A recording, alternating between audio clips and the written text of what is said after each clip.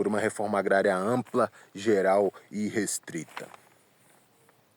Foi anunciado com muita festa há pouco tempo a liberação de recursos para o PRONAF, Programa de Crédito que visa fortalecer a agricultura familiar. O volume de recursos maior da história visa dar maior possibilidades ao agro que realmente alimenta o Brasil, a agricultura familiar. Porém, por mais que comemoremos o aumento de recursos, fica a pulga atrás da orelha. Como pode o mesmo governo que apoia a agricultura familiar liberar um valor mais de 5 vezes maior para o grande agro, o mesmo que apoiou em peso Bolsonaro em 2022? Como pode a gente lutar contra o fascismo enchendo de dinheiro o bolso daqueles mesmos financiadores do fascismo? O Plano Safra original, o dos Blairo Maggi, esse aí não falta. Esse aí recebeu do governo que disse que ia colocar o pobre no orçamento, o rico no imposto de renda, 400 bilhões de reais com B de bambolê. E para fazer o quê? Preservar a Amazônia? Haha! Pode ser que a gente possa sim desmatar um pouco menos da Amazônia, apesar que nem isso tenha acontecido. Mas nunca, presta atenção aqui, nunca vamos zerar o desmatamento, como tem sido prometido pelo presidente, com o teto de gastos do Haddad.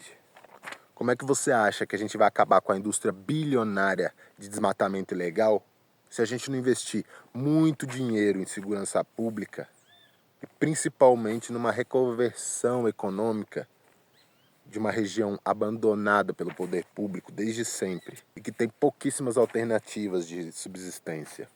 Eu estou falando de um programa, no mínimo do tamanho do Plano Safra, para daqui uns 10 anos a gente começar a ver resultado. Mas isso seria impossível com as regras fiscais criadas pelo senhor ministro neoliberal Fernando Haddad.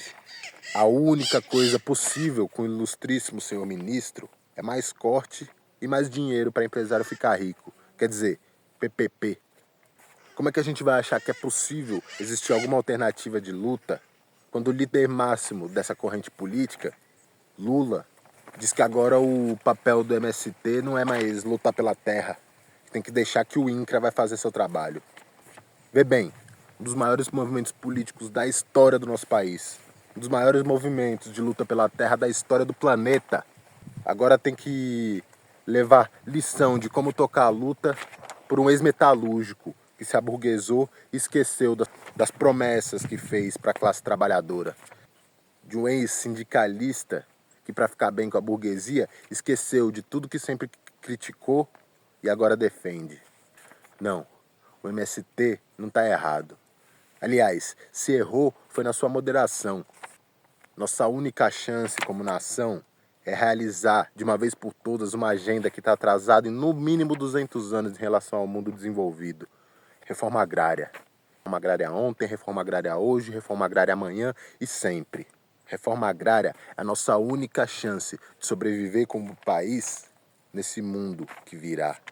Já passou muito da hora da gente avançar nessa agenda fundamental para o país. Mais que fundamental, vital, eu diria. Porém, hoje não basta mais a gente repartir um pedaço de terra para todo mundo que quer plantar na terra e seja o que Deus quiser. Não, a gente passou muitos anos comendo pão que o diabo amassou, enquanto a burguesia sempre teve do bom e do melhor que existe no mundo. De jeito nenhum. A gente deve exigir o que é nosso por direito. A reforma agrária ampla, geral e restrita. Mas o que significa cada uma dessas palavras? Reforma agrária é basicamente isso. Dividir um pedaço de terra para todo mundo que quiser poder plantar sua cultura na terra. Todos que queiram semear uma roça de milho para criar suas galinhas que sejam. Ou para quem, como eu, quer plantar floresta e mostrar para a humanidade que existe um jeito menos burro do que essa nossa atual monocultura faz. Achando que a gente vai ensinar a natureza como ela deve se comportar. Uma arrogância que eu não consigo entender.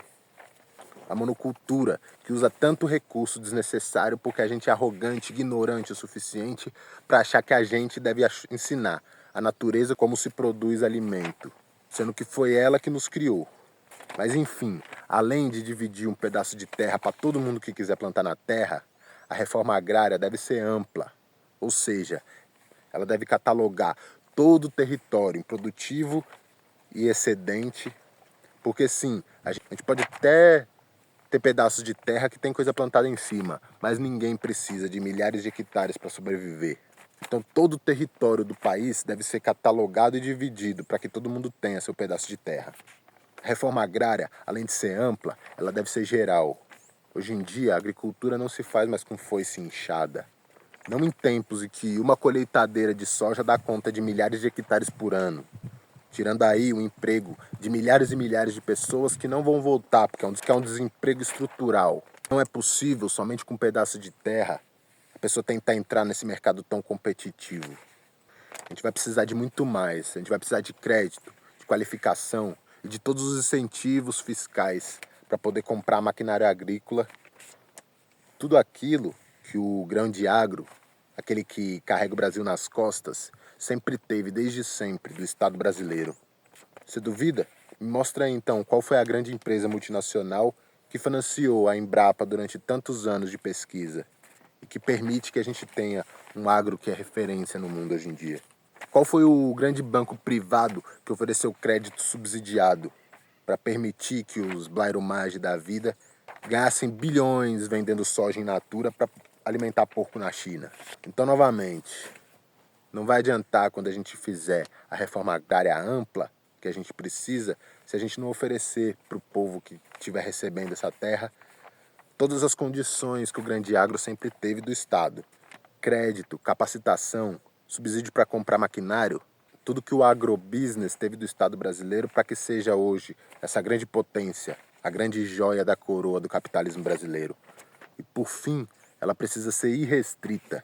O que quer dizer que todos os brasileiros e todos os estrangeiros com residência no Brasil que queiram e possam têm que ter direito de ter seu pedaço de terra garantido, com todas as condições para começar sua cultura.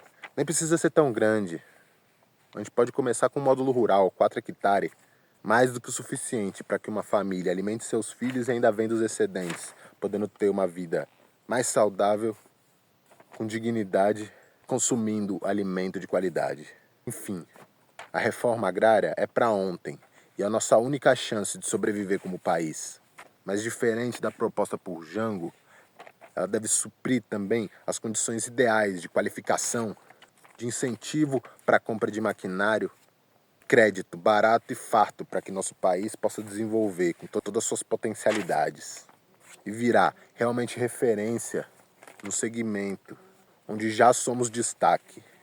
Só que dessa vez, não só pelas enormes extensões das propriedades dos grandes latifundiários do Brasil, mas por um projeto de emancipação da classe trabalhadora, que vai ser a reforma agrária ampla, geral e irrestrita.